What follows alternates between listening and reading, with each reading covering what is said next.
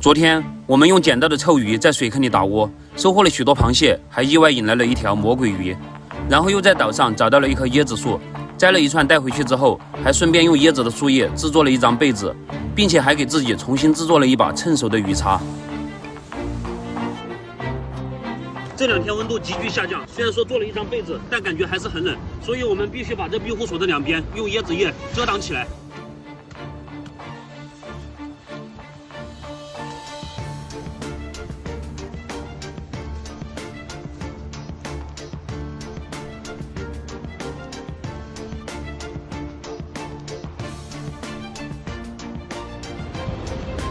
虽然没有不透风的墙，但经过我的加固之后，可以有效的抵御风寒。今天的浪也太大了，不适合去赶海。但这么大的浪，沙滩上可能会有新的物质被冲上来。走，去看看。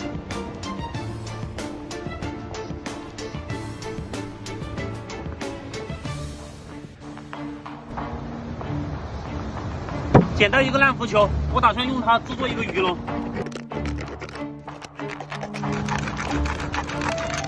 用矿泉水瓶子制作一个金鱼口，进口大出口小，进来之后就很难再出去了。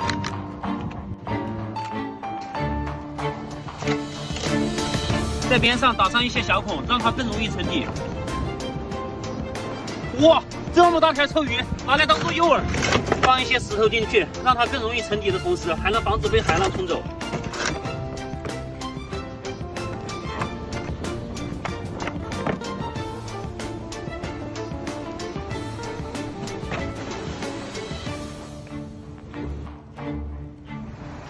太冷了，先回去休息一会儿。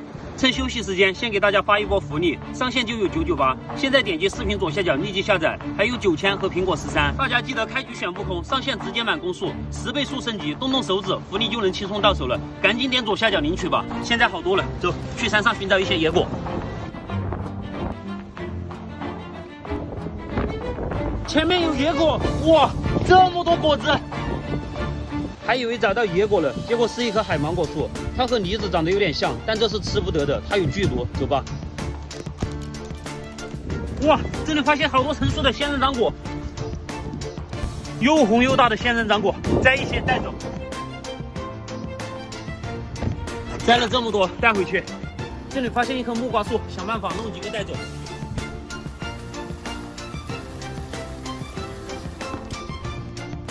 有2个够了。走，现在我们去收鱼笼。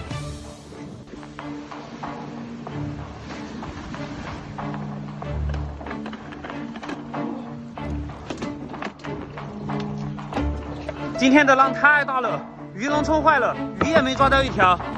在荒岛就是这样，充满着太多不确定了。还好今天找到不少野果，我们可以用它制作一碗木瓜汤。椰子木瓜汤先炖起来。仙人掌果是可以直接食用的，把它剥开后，这里有个8角刺，大家要把它取出来，然后就可以吃了。酸酸甜甜的，很好吃。已经熟了，现在把它端起来。